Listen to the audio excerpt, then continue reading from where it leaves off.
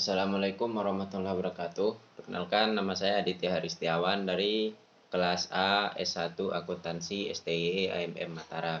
Di sini saya akan memaparkan tentang laporan perubahan posisi keuangan berbasis modal kerja.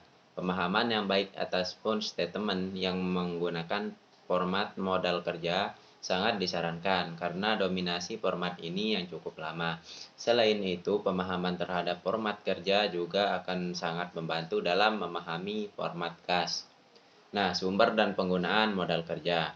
Apabila dana didefinisikan sebagai modal kerja, maka laporan perubahan posisi keuangan menjelaskan sumber dan penggunaan dana dan menunjukkan bagaimana modal kerja tersebut berubah dari jumlah pada awal periode menjadi jumlah pada akhir periode. Setiap transaksi yang menyebabkan naiknya modal kerja disebut sumber modal kerja.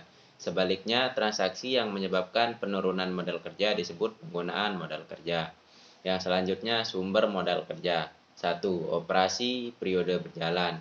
Sumber modal kerja yang penting adalah berasal dari aktivitas operasi perusahaan selama periode berjalan. Laporan laba rugi memuat data tentang aktivitas operasi perusahaan dan karenanya kita dapat menggunakan data tersebut untuk menentukan jumlah modal kerja yang berasal dari operasi.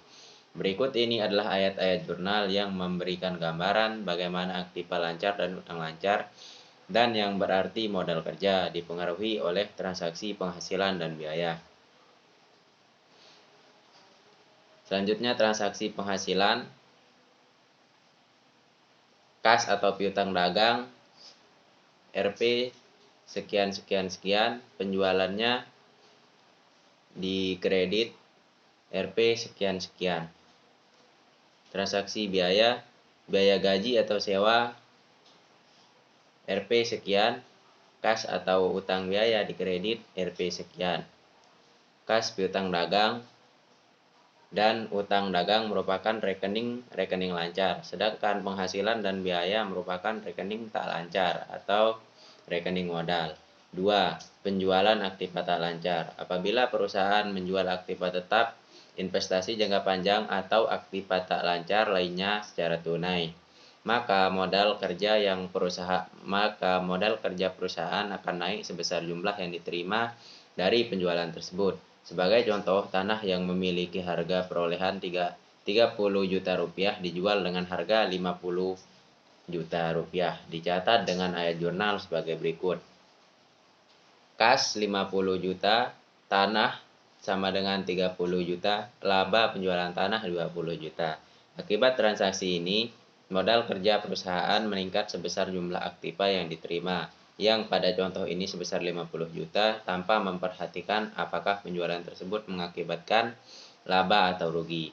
Yang ketiga, penerbitan utang jangka panjang. Penerbitan surat utang jangka panjang seperti wesel atau obligasi secara tunai akan mengakibatkan kenaikan modal kerja sebesar jumlah yang diterima pada saat utang tersebut diterbitkan. Sebagai contoh, apabila sebuah obligasi jangka panjang dengan nilai nominal 10 juta rupiah ditentukan pada kurs 105, maka penerbitan obligasi ini akan menaikkan kas sebesar 10.500.000 yang dicatat sebagai berikut. Kas sama dengan 10.500.000 rupiah, utang obligasi 10 juta rupiah, 10 juta premium obligasi 500.000 rupiah. Oleh karena transaksi ini menaikkan kas yang berarti menaikkan aktiva lancar, maka transaksi ini merupakan sumber modal kerja khususnya yang berasal dari penerbitan utang jangka panjang. Yang keempat dan yang terakhir, penerbitan modal saham. Penerbitan saham preferen atau saham istimewa atau saham biasa secara tunai atau aktiva lancar lainnya akan meningkatkan modal kerja karena transaksi ini mengakibatkan kenaikan aktiva lancar dan modal dengan jumlah yang sama. Hal yang sama juga berlaku untuk penerbitan kembali treasury stock secara tunai atau aktiva lancar lainnya yang mengakibatkan kenaikan modal kerja. Mungkin sekian yang dapat saya sampaikan, kurang lebihnya mohon maaf. Assalamualaikum warahmatullahi wabarakatuh.